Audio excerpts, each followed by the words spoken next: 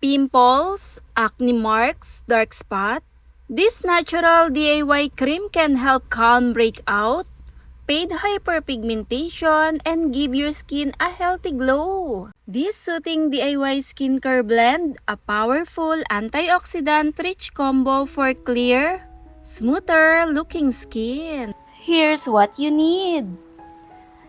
2 to 3 pinches of green tea powder, packed with antioxidant that help calm redness and refresh the tired skin.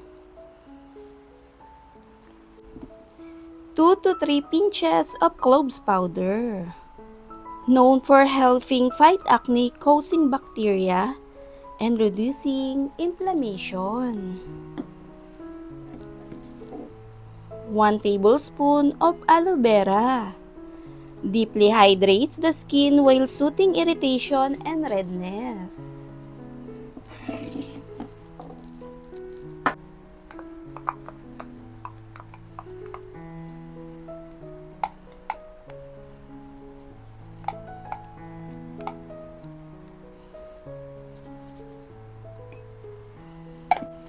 Add the green tea powder.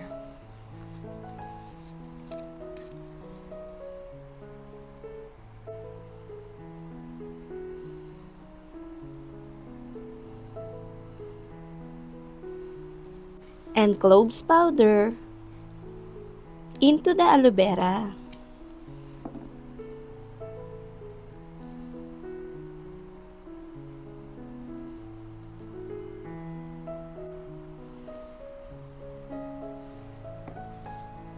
Then mix until smooth and creamy. The texture should feel cooling, lightweight, and soothing on the skin. This DIY skincare cream helps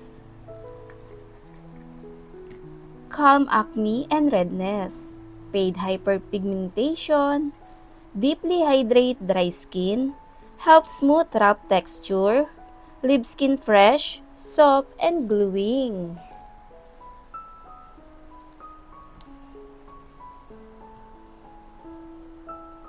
Apply a thin layer onto clean skin, especially on areas with dark spot or pimples.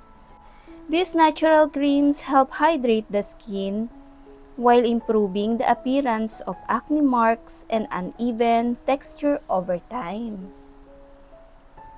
Leave it on for 15 to 20 minutes or use a thin layer overnight for extra hydration.